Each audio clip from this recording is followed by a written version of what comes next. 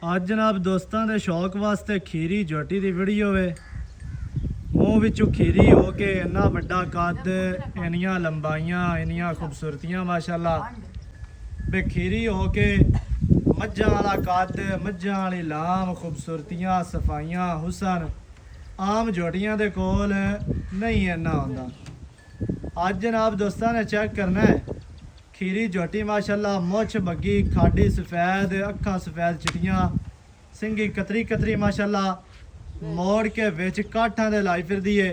सिर दे विच नहीं लाई फिरदी, काठां दे विच लाई फिरदी है। सिंगी बिल्कुल छोटी ते बरीक कतरी कतरी माशाल्लाह, अखा बराबर सफेद ने, कन्न वेखने ने कितने लम्बे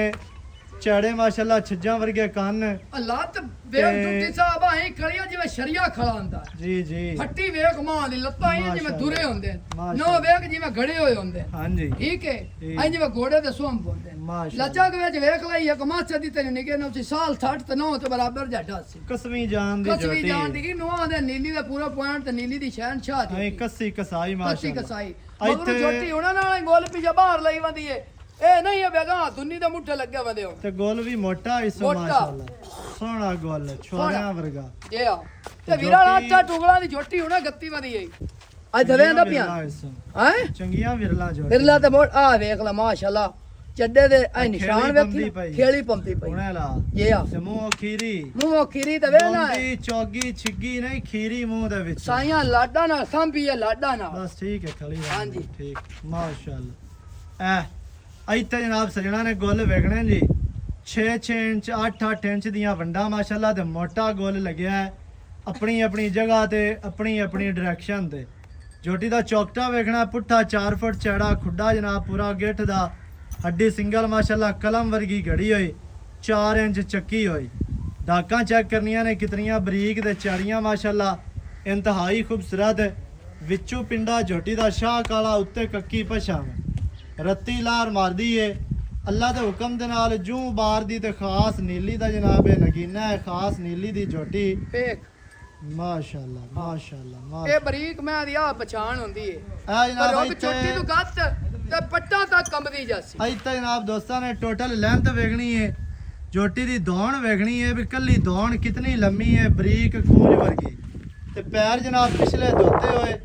अगले भी हल्के हल्के खुरां दी हद तक धोते ने। कोई दोस्त ने आखे भी एवें मारी जांदा है खुर वेखने ने अगले भी धोते हुए पिछले भी धोते हुए 5 किलियान झोटी मुछ बग्गी ते थलड़ा बुल सफेद अखा चिटियां कतरी कतरी सिंगी दुन्नी कोड़ी तू साफ है। कोई बंदा थल्ले लम्या पै के भी वेखे ते अल्लाह दे हुक्म दे नाल दुन्नी कोड़ी नहीं नजर आनी। भाई अब्बास जी जी गल्ला कीती रखी है ते मुकदियां ही कोई नहीं है ठीक है ना जी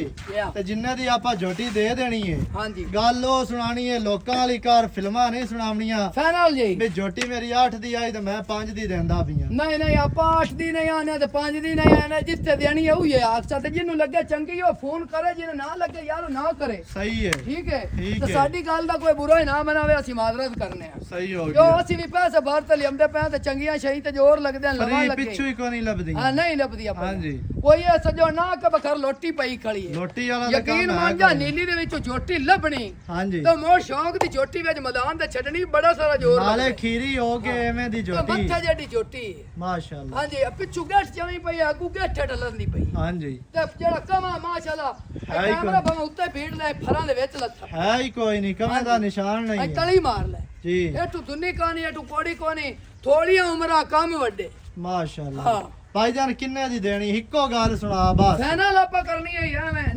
फाइनल 4 लाख दी झोटी दी सा जेड़े यार नु चंगी लगे और राब्ता करे जिनु ना लगे उनु ना पैरू काट के थोड़ी जे खोल के भी बखा दे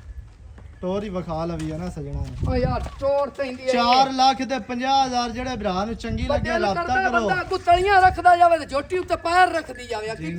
जिंदा रह